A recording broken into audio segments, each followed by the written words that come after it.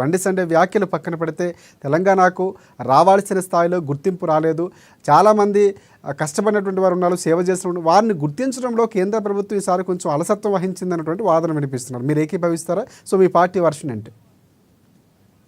తప్పకుండా అంటే 100% పెద్దలందరికీ నమస్తే. ముందు ఖచ్చితంగా బండి సంజయ్ గారి వ్యాఖ్యలను చూస్తే మనం కేంద్ర ప్రభుత్వం భారతీయ జనతా పార్టీ తెలంగాణలో పార్టీ పెద్దగా లేదు కాబట్టి మాకు ఓట్లు లేదు, ఇక్కడ మా యొక్క ఫాలోవర్స్ కూడా ఎక్కువ లేరు, ఇక్కడ మా భావసారూప్యం గల వ్యక్తులు కానీ మా యొక్క భావజాలం ఉన్న వ్యక్తులు ఎక్కువ లేరు ఇక్కడ. మేము కానీ ఒకటి రామ్మోహన్ గారు 8 మంది ఎంపీలు ఉన్నారు. ఈసారి బీజేపీ గ్రాఫ్ పెరిగింది, ఓట్ల శాతం పెరిగింది, సీట్లు పెరిగాయి, ఎమ్మెల్యేలు పెరిగారు, అన్ని పెరిగాయి. ఇప్పుడు లేదన్నానికి లేదు, ఇక్కడ ఉన్నటువంటి పట్టు ఉంది, పెరిగింది. అదే దురదృష్టం, తెలంగాణ అదే దురదృష్టం. ఇక్కడ నుంచి 8 మంది ఎంపీలను మనం అక్కడ సాగనంపినా ఈ ఉన్న 8 ఎంపీలు ఎవరు కూడా అక్కడ ఇంప్రెస్ చేయలేకపోతారు, ప్రభుత్వాన్ని నిలదీయలేకపోతారు. తెలంగాణ ప్రాంతంలో చాలా మంది కళాకారులు, ఉద్యమకారులు, కవులు చాలా మంది ఉన్నారు. వివిధ రంగాల్లో ఉన్నతమైన స్థానంలో ఉన్నవారు చాలా మంది ఉన్నారు. ఎవరు కూడా అవార్డు ఇవ్వలే. ముఖ్యంగా సంజయ్ గారు మాట్లాడే తీరు గమనించినట్టయితే మనం మాకు సంబంధించిన మేము ఇచ్చుకుంటాం అన్నట్టుగా ఉంది. ఇది ప్రైవేట్ కంపెనీ అని ఆయన అనుకుంటాడు. పూర్తిగా అవగాహన రాహిత్యంతో మాట్లాడుతున్నాడు ఆయన. గద్దర్ గారికి ఈ రోజు అవార్డు రాకపోవడం, మేము ఇయ్యము అని చెప్పడం అనేది చాలా పూర్తిగా తీవ్రంగా ఖండించాల్సిన విషయం. నువ్వు ఇస్తావా ఇయ్యవా అనేది నీ చేతులు లేరు. ప్రభుత్వం సిఫారసు చేసి ప్రభుత్వం కమిటీ ఉంటుంది, అది నిర్ణయించుకో వాళ్ళు చెప్పాల్సిన అంశం. దాంతో నువ్వు వ్యక్తిగతంగా తీసుకొని చెప్పడం అనేది పూర్తిగా ఇది ఇబ్బందికర విషయం. ఎందుకంటే ఈ రోజు కాంగ్రెస్ పార్టీ కానీ భారతీయ జనతా పార్టీ కానీ భావసారూప్యం గల వ్యక్తులు ఈ రోజు పాము ముంగిస్తున్నటువంటి వైరం ఉంది.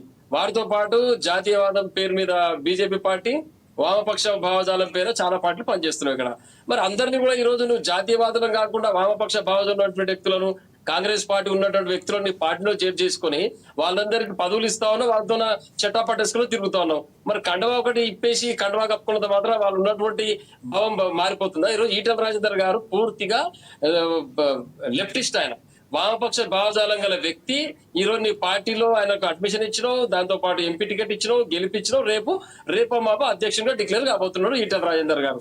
మరి జాతీయవాదం ఎక్కడ, వామపక్ష భావజాలం ఎక్కడ? ఈటల రాజేందర్ గారిని ఎందుకు నీ పార్టీలో జాయిన్ చేసుకోవాల్సి వచ్చింది? దీనిపైన సంజయ్ గారు సమాధానం చెప్పాలి. గద్దర్ గారు ఏం చేసిరంటే వామపక్ష భావజాలం పనిచేసి ఉండొచ్చు, కానీ తర్వాత జాతీయవాదం వైపు వచ్చారు, ఆధ్యాత్మికం వైపు పోయారు. మన రామానుజ విగ్రహం దగ్గరికి అద్భుతమైన పాట పాడి నృత్యం చేసి అందులో కూడా అందరూ పెట్టడం జరిగింది. చాలా సంవత్సరాలుగా వామపక్షకు సంబంధించిన సంఘాలు కూడా గద్దర్ గారిని జనజీవన సవంతిలో కలిసిన వ్యక్తిగానే భావిస్తూ వస్తున్నారు. పూర్తిగా వారి వైపు నేరిన దశాబ్దం అవుతుంది. ఆయన పూర్తిగా తెలంగాణ ఉద్యమం వైపు వచ్చిండు. అన్ని సామాజిక అంశాల పట్ల కూడా విస్తృతంగా వారు పర్యటన చేయడం జరిగింది, పాల్గొనడం, కార్యక్రమాల్లో పంచుకోవడం జరిగింది. అటువంటి వ్యక్తిని నువ్వు ముద్ర వేసి ఈయన నక్సలైటు, ఈయన చంపిండు, ఈయన హత్య చేసిండు, ఎక్కడ ప్రూవ్ అయింది? అక్కడ ఎందుకు అనవసరంగా నోరు బారేసుకోవాలి? ఇట్లా ఒక పెద్ద స్థానంలో ఉన్నావు, కమిటీ పరిశీలిస్తుందంటే గద్దర్ గారికి ఎందుకు రాలేదో నాకు తెలియదని చెప్పాలి, లేదా గద్దర్ గారికి ఇచ్చే పరిస్థితి లేదేమో, ఏం జరిగిందో అని చెప్పాలి. కానీ నువ్వేదో కమిటీ చైర్మన్ అంటూ నువ్వే ఈ యొక్క అవార్డులు అవగాహన అయితే ఇంకోటి ఉండదు. రామ్మోహన్ గారు, ఇక్కడ అంటే కాంగ్రెస్ పార్టీ మీద కక్షతోనో లేకపోతే తెలంగాణ మీద కక్షతోనో అవార్డుల ప్రకటనలో అన్యాయం జరిగిందంటారా, లేకపోతే కాంగ్రెస్ పార్టీ పంపించిన జాబితాలో అంత అర్హులు లేకపోవడం వల్ల ఇలాంటి ఒక నిర్ణయం తీసుకుందా కేంద్ర ప్రభుత్వం అనుకోవాలి? ఇది కూడా జరిగింది. కాంగ్రెస్ పార్టీకి అవగాహన లేదు, వాస్తవమే. ఎందుకంటే వీరు కూడా ఇప్పుడు ఎవరైతే రేవంత్ రెడ్డి గారు ఉన్నారో కాంగ్రెస్ భావజాలంలో వ్యక్తి కాదా, తెలంగాణ పట్ల అవగాహన లేని వ్యక్తి, తెలంగాణ వ్యతిరేకి. మొట్టమొదటిసారి మనం ఇక్కడ గమనించాల్సింది ఏంటంటే కాంగ్రెస్ పార్టీ అంటే తెలంగాణకు వ్యతిరేకం మొదటి నుంచి. కాబట్టి ఇక్కడ ఉన్న వ్యక్తులకు, సరైన వ్యక్తులకు పంపకుండా, పేర్లు పంపకుండా రాజకీయ పునరావాస కేంద్రంగా అవార్డులను మారుస్తే ఎట్లాంటి? వాళ్ళు పంపించిన పేర్లు ఒకసారి గమనించండి మీరు. అవన్నీ కూడా రాజకీయ సంబంధించిన వ్యక్తుల పేర్లు ఉన్నాయి కాబట్టి వాళ్ళు కూడా ఇయ్యలేదు. ఇది తప్పు జరిగింది. ఇక్కడ నుంచి రాష్ట్ర ప్రభుత్వం సిఫారసు చేసే పేర్లు కూడా తప్పుగా ఉన్నాయి కాబట్టి ఇవ్వలేదు. మా పేరు పంపలేదు, మేము ఇచ్చిన పేర్లు పరిశీలించేది అంటే నువ్వు ఎవరిదో పేర్లు ఇచ్చి ఏమంటే ఎట్లా ఇస్తారంటే దానికో క్రైటీరియా ఉంటది. తెలంగాణ పట్ల ఫస్ట్ నుంచి నీకు ప్రేమ లేదు, ఇక్కడ ఉన్నటువంటి నేలపైన మీ ప్రేమ లేదు, నీ మట్టి పైన ప్రేమ లేదు, ఈ తెలంగాణకు అసలు భాష అమరవీరుల పైన ప్రేమ లేదు నీకు. కాబట్టి ఈ సామాజిక అంశాల పట్ల అవగాహన లేదు కాబట్టి ఈ రాజకీయ కోణం లేదా పేర్లు పంపించినట్టు వారిని కేంద్ర ప్రభుత్వం తిరస్కరించింది సీరియస్ గా. సంజయ్ ఆ మాట కూడా చెప్పిండు, నువ్వు అర్హత లేని వ్యక్తులను పంపినా కాబట్టి మేము ఇయ్యలేదు అంటున్నాడు. కానీ గద్దర్ పైన వారు వ్యాఖ్య చేయడం అనేది తీవ్రంగా ఖండించాల్సినది. ఈ రాజకీయ కోణంలో మనం మాట్లాడడం దయచేసి. ఖచ్చితంగా తెలంగాణకు రావాల్సిన అవార్డు ఇవ్వాల్సిందే వాళ్ళు. కాకపోతే ఇందులో గద్దర్ గారి మీద వారు వ్యాఖ్యలు చేయడం అనేది పూర్తిగా ఆక్షేపణీయం. ఇది ఖచ్చితంగా ఇటువంటి పనులు చేయొద్దు. ఉన్నతమైన పదవులు ఉన్నవారు కమిటీకి ఒకవేళ నీ మనసులో ఇబ్బంది ఉన్నా కానీ నువ్వు కాదుగా డిసైడ్ చేసేది కాబట్టి ప్రభుత్వం దృష్టికి తీసుకుపోవాలి.